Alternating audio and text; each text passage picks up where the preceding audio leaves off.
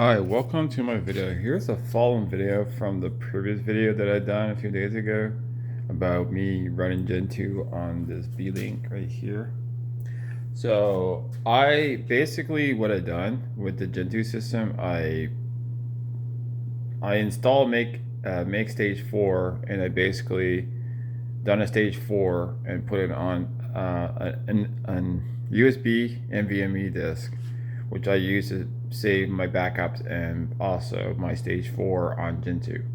And I basically migrated that system onto that box right there that you see glowing lights.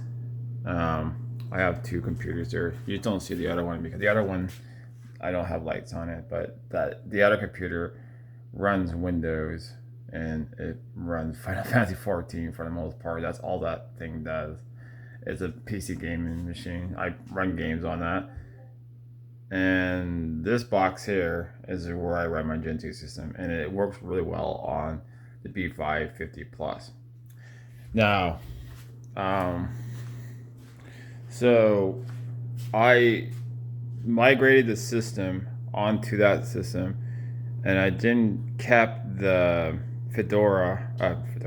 I didn't kept Gentoo on this system. Instead, what I did, I'm like, I'm gonna try out Fedora. That's what I meant to say, and see how well it works with this machine.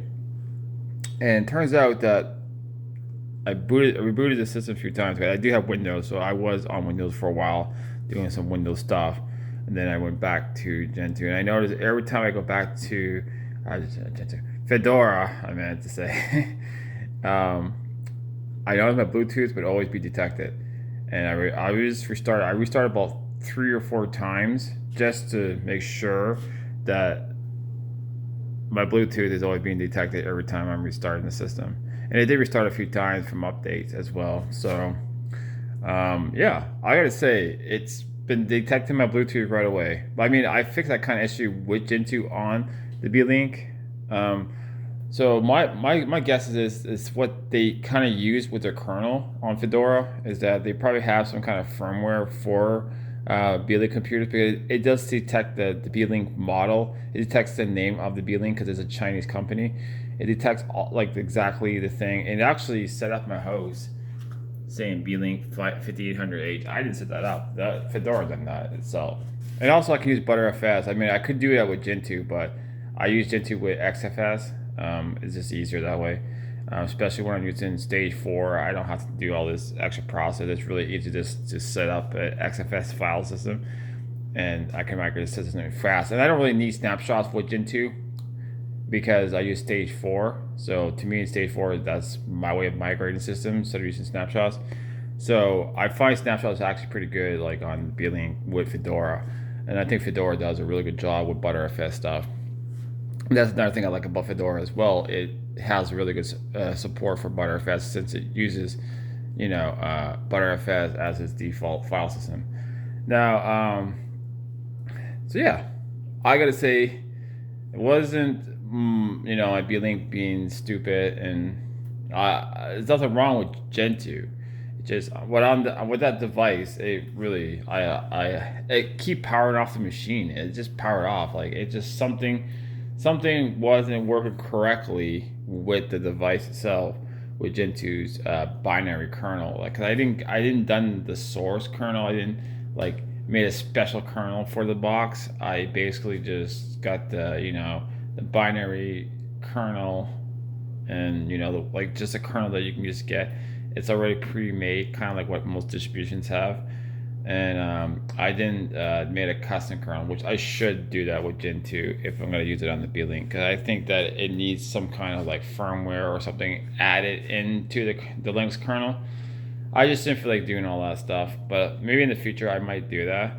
But for now, I actually quite like Fedora. Fedora is another distribution that I quite like a lot. The reason why I stopped using Fedora 40, because it is purely pre-release system, which before this XZ exploit or backdoor or whatever, I was having some kind of like feeling that I should get off the pre-release system. And then about a week or two later, like that happened. A week later, actually, because I only went off Fedora not long ago. Then I went back on Arch, And Arch is not really ideal because it's a rolling release. I prefer more of a release cycle system that you get a release every two release every year, so you get one every 6 months. I like that release cycle with OpenBSD, and I like that with Ubuntu. So I also like Fedora that does that too as well.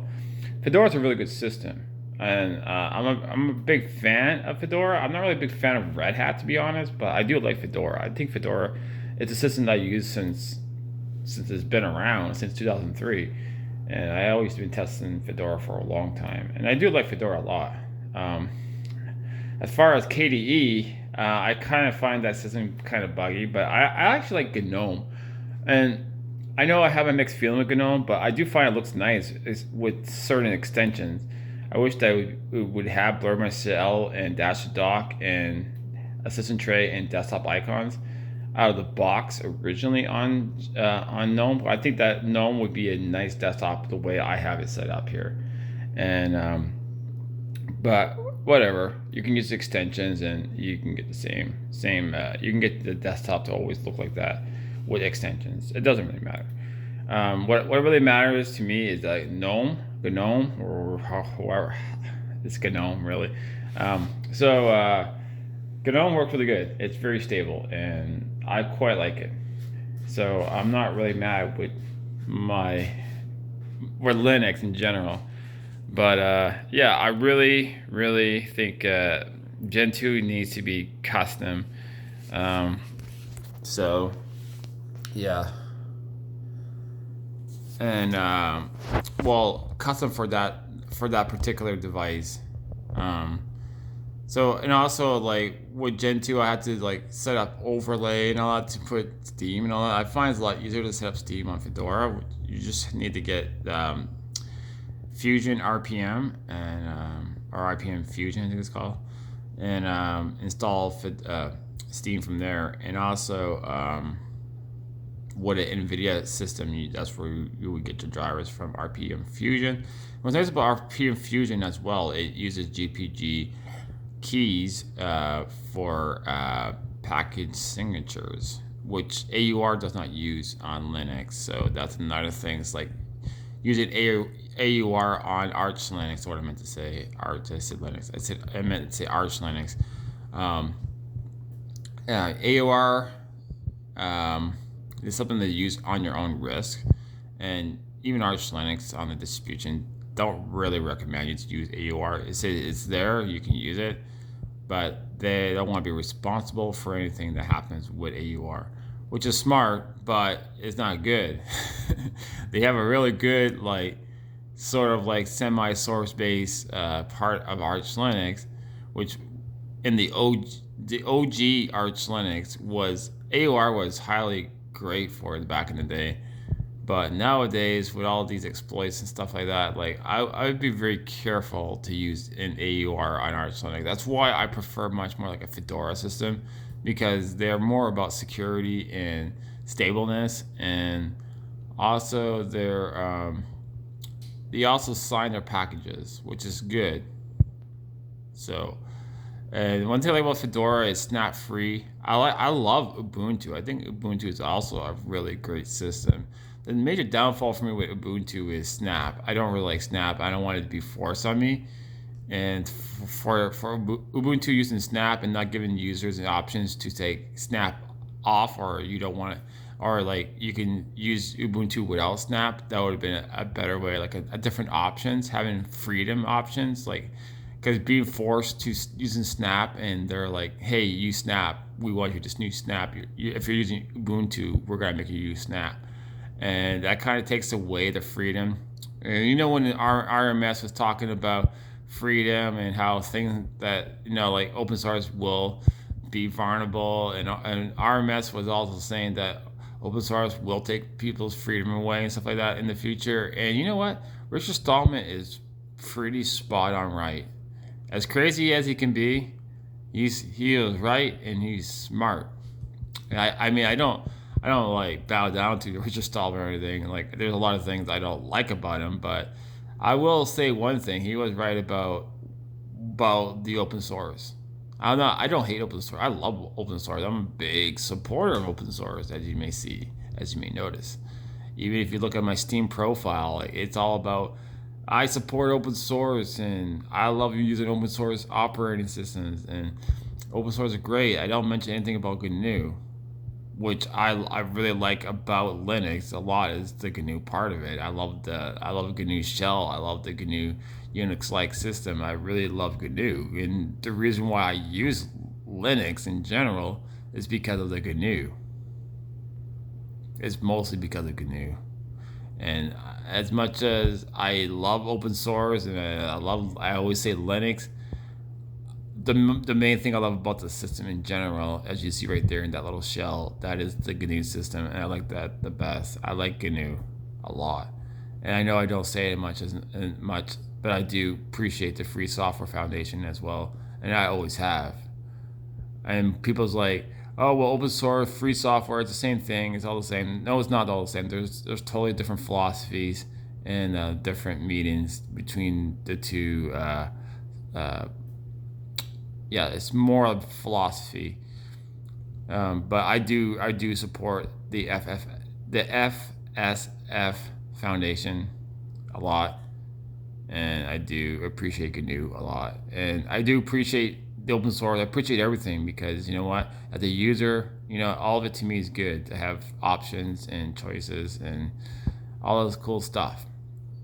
But I'm just pointing that out that Richard Stallman was pretty spot on about the future of Linux, and I'm sure when he saw that XZ backdoor, he's just like, "Well, I told you so." Pretty much, kind of.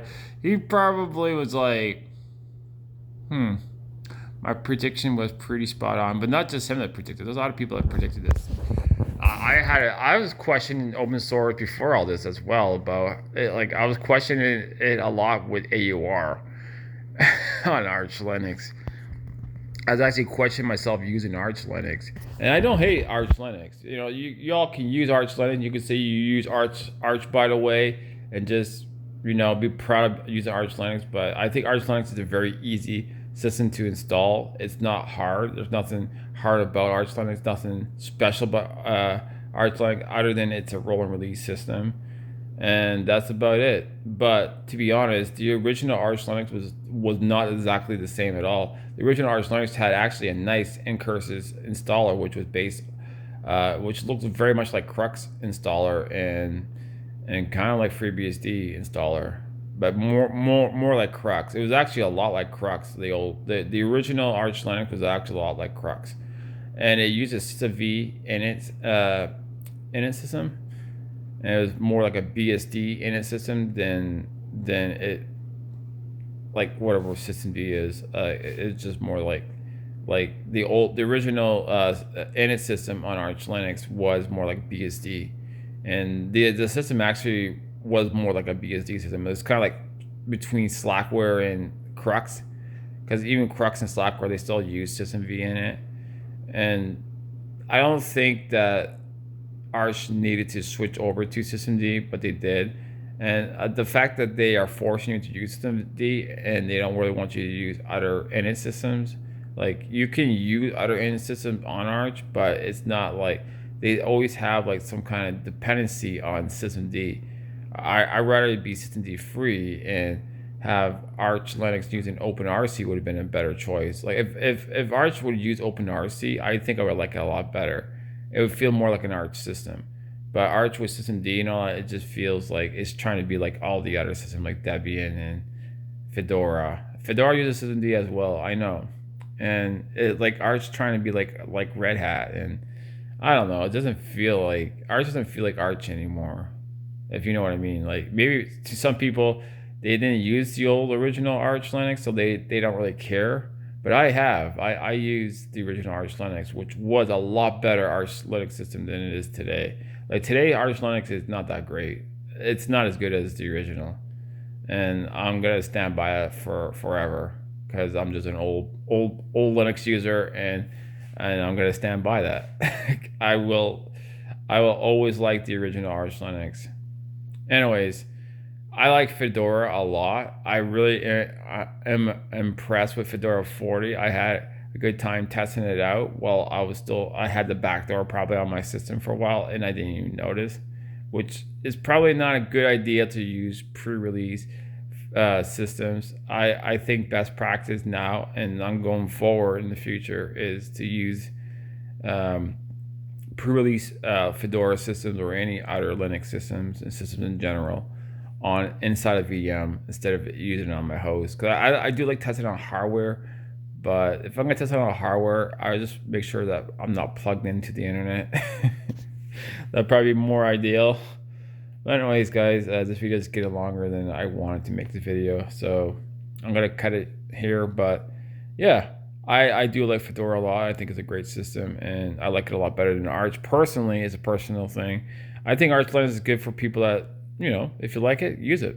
Use whatever system you like to use. I don't really care if you use Windows, Mac OS. I'm not gonna laugh at you. I find people should just use what works best for their computers, and that's it. I love operating systems in general. I'm a hobbyist, a home brewer, and that's just the kind of person I am, and that's why I do these videos. I'm not ashamed of using Windows. I'm not ashamed of using Mac OS.